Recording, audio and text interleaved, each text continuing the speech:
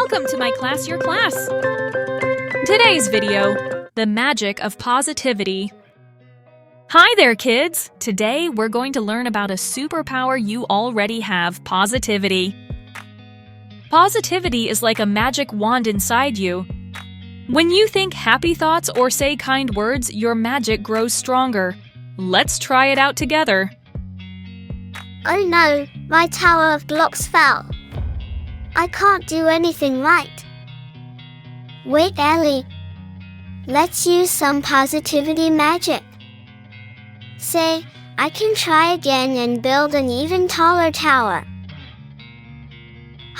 Okay. I can try again and build an even taller tower. And so Ellie tried again. See? Positivity helps you turn a problem into a chance to shine. Positivity is also about spreading sunshine to others, like when you say, "You're doing great!" "We love your drawing!" Or even "Thank you." Now here's the most magical thing about positivity. It helps you believe in yourself. That means knowing you can do amazing things even when they feel tricky at first. I can't do it. I'll never learn to ride this bike. Everyone feels that way sometimes.